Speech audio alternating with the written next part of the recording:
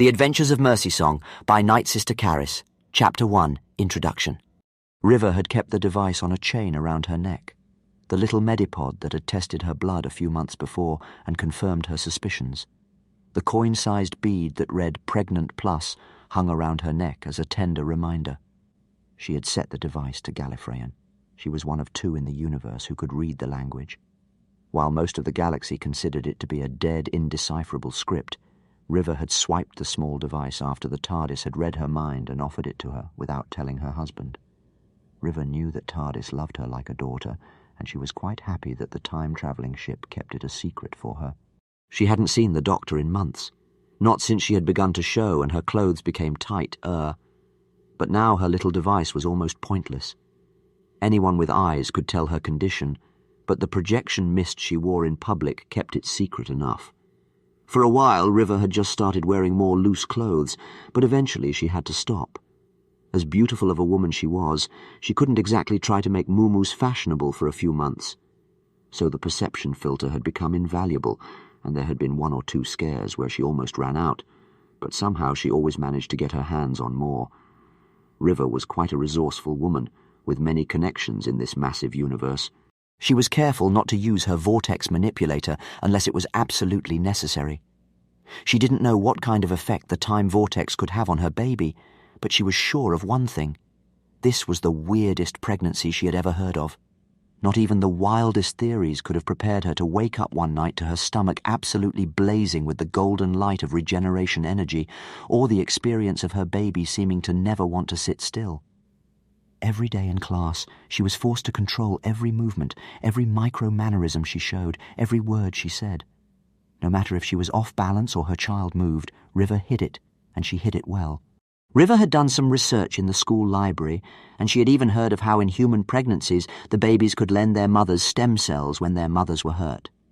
This phenomenon even happened to her, well, sort of happened to her. Once, she had been cutting fruit in her apartment to make a snack. She had a craving for some lenpais, which were like mangoes but purple. While she sliced the exotic violet fruit, her baby had suddenly kicked her ribcage, catching River off guard, and her knife slipped. She'd lifted her hand to observe the line of bright red blood, but to her surprise, golden light knitted it back together. River had certainly not expected the glow of regeneration to heal the cut on her hand almost immediately, and she'd panicked in fear. The whole ordeal had confused her for quite a while, until she finally worked it out, as that cut wasn't enough to make her regenerate, considering she couldn't anymore.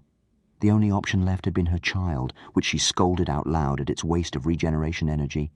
When she was 4 months along while on a visit to Earth, River had stopped at a clinic for financially struggling mothers and was able to pay for a cheap ultrasound. They didn't ask for much information, which River liked. The nurse had happily shown River her baby and printed out a photo of the child. "I think you're having twins," the nurse had said, and informed her that baby number 2 would probably show up next visit.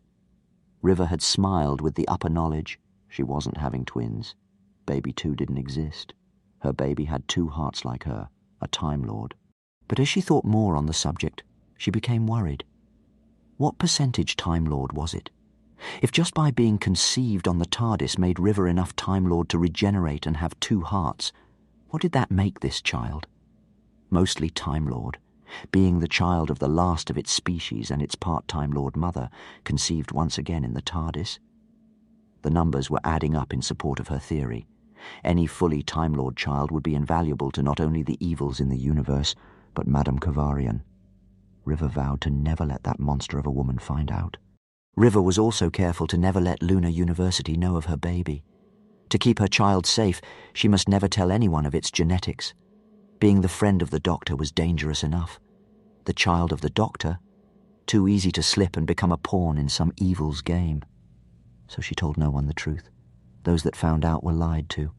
She kept her little baby as best a secret she could. River was what some would consider to not qualify as mum material. She lived a crazy life, visiting places and people before they became artifacts she dug up. She went on adventures with the mad man in his blue box and saw the stars from every point in time. She had a hard time at first, adjusting to the idea of being the vessel of a growing life, but she couldn't just terminate the pregnancy. not when she would never know how this little one could change the universe. Whether for good or evil, time was being rewritten inside her, changing as each cell multiplied and split, as her middle became firmer and more rounded. Anyway, with an augmented lifespan, she could certainly manage 18 years with a child of her brilliant husband. Her biggest problem was how. Lunar University, while banning any forms of time travel, had loopholes she made good use of. Calculated times when the moon's security would flicker and she could pop out for a mere half-second and return having been on an adventure with her husband for days by her experience. But as her child grew, so did her fears. What if the Silence found out? What if they took her precious child, just as she was taken from her own mother? She could imagine them using her child against its father, replacing the failed assassination attempt by their mother with the deadly killer of a child. Professor Song envisioned this child going places, raising whole planets on its hunt for whatever Madame Kovarian wanted done. So she swore she'd never let that happen. She'd protect her child to her dying breath and never tell its father.